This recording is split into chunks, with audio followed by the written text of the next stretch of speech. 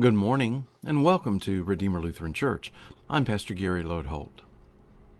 As you might imagine, on occasion, someone will ask me for my recommendation for a book they could read. Most of the time, they are looking for some type of devotional guide from which they can read a little bit every day to nourish their faith. However, every now and then, someone is looking for something a little more in depth, and I generally recommend the book What's So Amazing About Grace by Philip Yancey.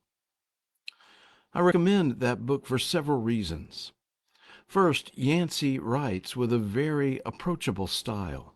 He's easy to understand and interesting to read, and fills his publications with fascinating illustrations to help make his point, and which we can relate to.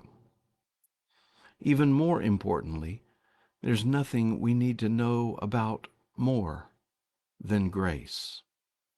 So this week I have dipped into the well of his book and drawn out ladles of insight that we can learn from, grow from, be challenged by, and consider.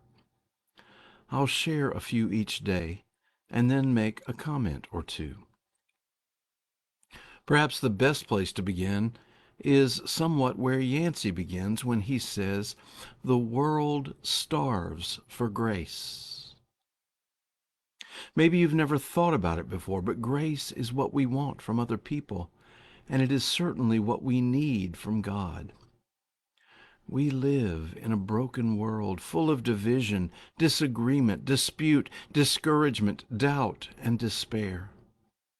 We live lives of fear, afraid of those different from us, or things different than what we know, or thoughts different from what we have.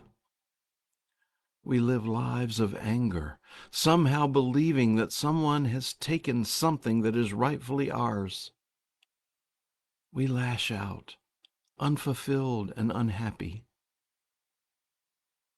The answer to our malaise is grace. Receiving and experiencing unmerited grace from God, overwhelming unconditional love, means that we can live life differently, more openly, more freely. We can begin to live grace together, giving and receiving from each other, and life is no longer a fight, no longer a competition. As we live in grace, we become grace deep inside. A second quote from Yancey's book is, "Grace means there is nothing we can do to make God love us more. And grace means there is nothing we can do to make God love us less."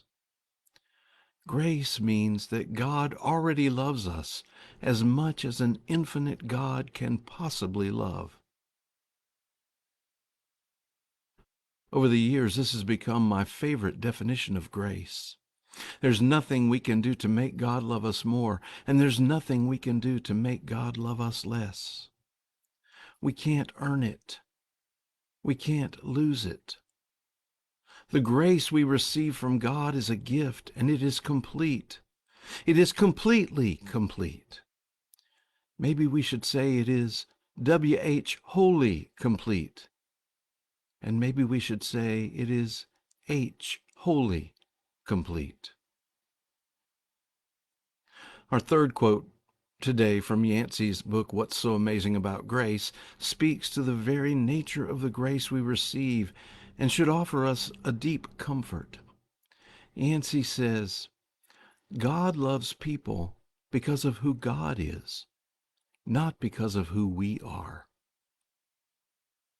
When we say that we receive grace unmerited, that's just what we mean. None of us deserves God's grace. None of us is entitled to it, except that God has made each of us God's child, and God chooses to give it. God gives love because God is love.